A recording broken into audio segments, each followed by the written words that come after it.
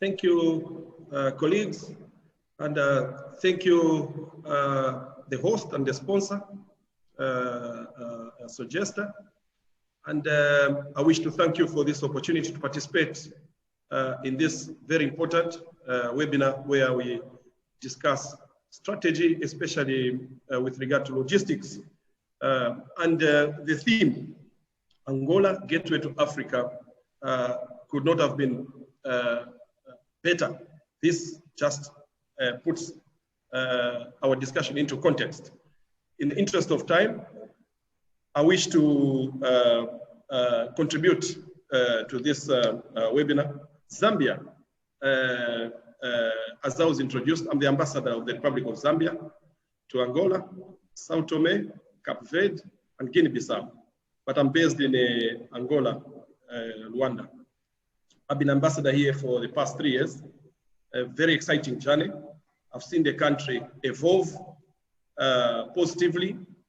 Let me start by saying that Zambia, the heart of the African continent, gets its name or that description from its location.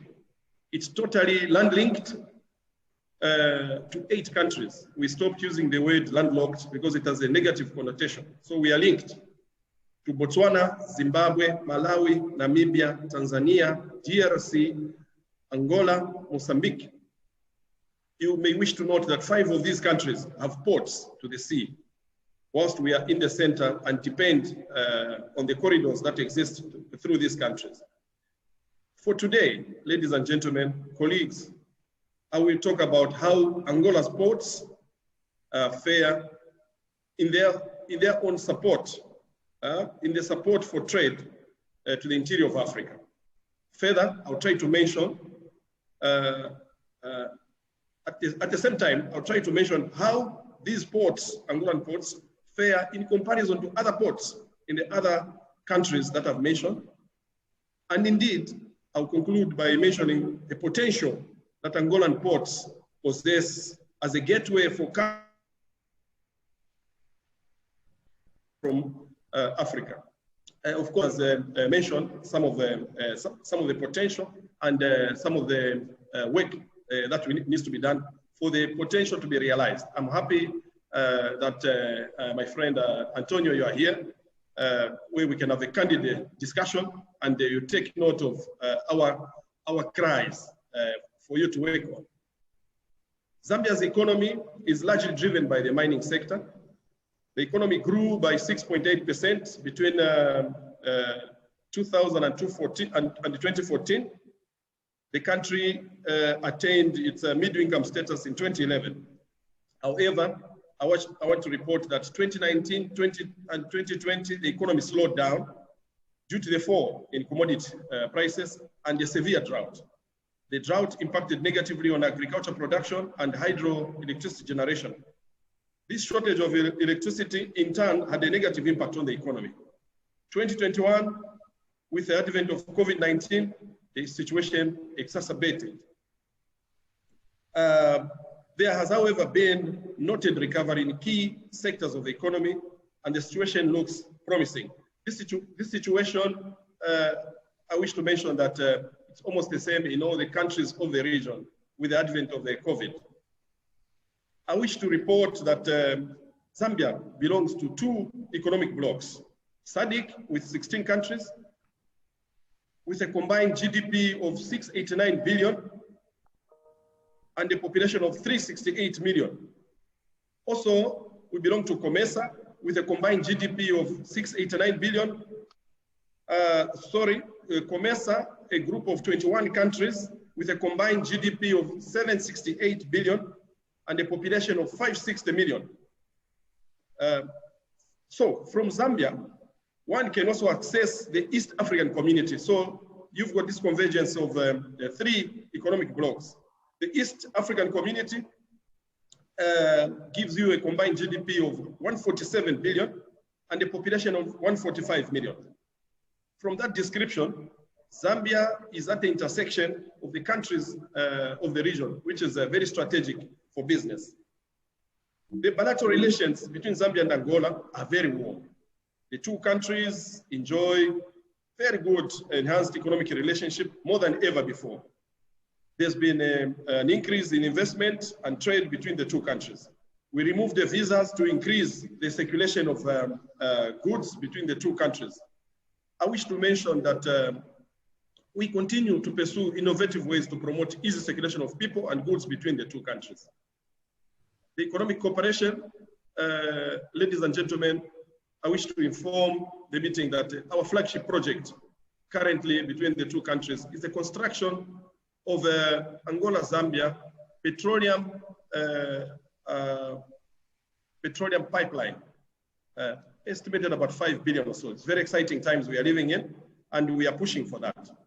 The non-traditional exports into Angola, mostly it's agricultural products, maize grain, maize seed, beef, sugar, chickens, sunflower cake, soya cake, and other products. We believe strongly that the private sector is the engine for economic development. So as we discuss today, we keep in mind the influential role that the private sector plays in making all these dreams, all these plans come to fruition. Ladies and let me mention that with the launch of the African Continental Free Trade Area, the world's largest single market has been created. This immediately triggers the need for transport infrastructure to connect the countries of the continent. Transport infrastructure, ladies and gentlemen, is an enabler to economic development.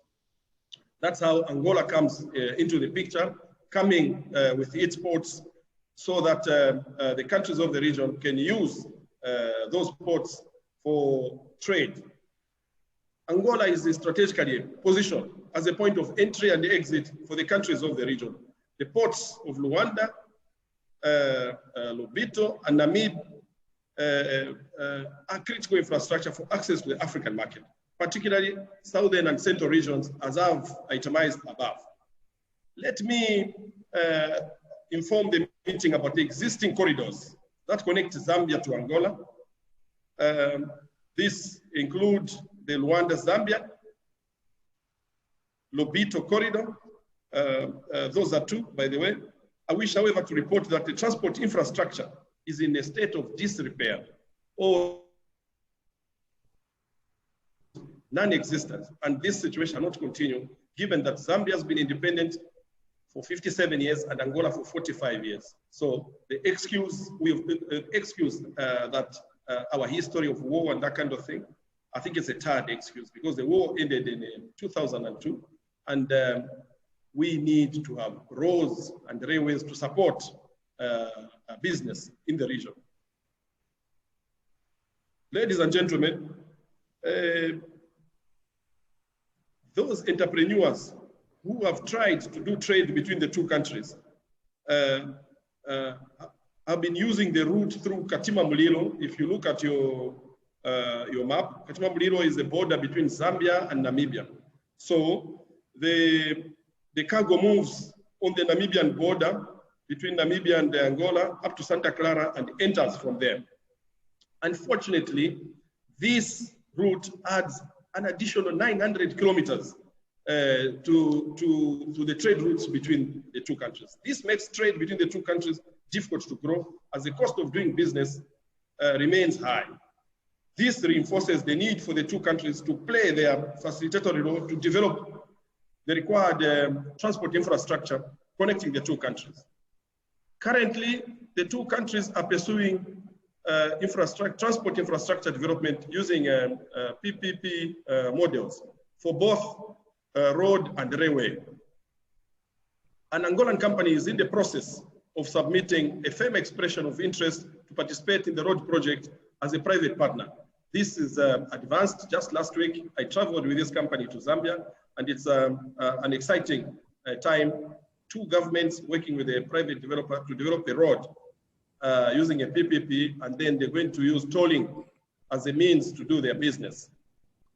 Once this situation of lack of infrastructure works against trade, It actually represents an investment opportunity to create new roads and railways. So for those business people that are watching or participating, there's a huge opportunity to participate in the creation of the transport infrastructure I have mentioned. The lack of transport infrastructure connecting the two countries and beyond to the region has a negative impact on the growth for trade and investment. That I'll keep repeating just to keep my presentation in focus. Ladies and gentlemen, competing corridors to Angola include, from the perspective of Zambia, include the South Africa corridor to the port of Durban. The other is the Tanzanian corridor to the port of Dar es Salaam. And the other is the Mozambique corridor through Beira. So these ports in Angola have to compete with these other ports, which have been doing business continuously for the last 30 years when the war was raging in Angola. Ladies and gentlemen, they say that numbers don't lie. Most of Zambia's cargo is currently going through these corridors that I've mentioned. Of course, taking the historical perspective into account.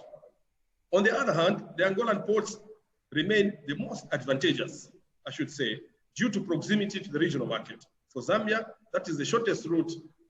It's through the Lobito corridor. But we need to develop the infrastructure. I repeat again, the excuse of lack of roads and the railway to complement the advantage position of Angola ports is a tardy excuse. And those of us working for the governments, this is our agenda we need to push so that we can deliver this infrastructure. Of course, as I mentioned, working with the private sector, who are the engine of economic development. Ladies and gentlemen, in order for Angola ports to retain and materialize its advantage, there is urgent need to construct roads and railways linking the country to the rest of the region. Let me conclude by mentioning that the Embassy of Zambia in Angola remains open to assist to facilitate trade between the two countries. We therefore stand ready to render assistance to the private sector to exploit the existing opportunities in both countries and the region. I thank you all for your participation. Thank you, France.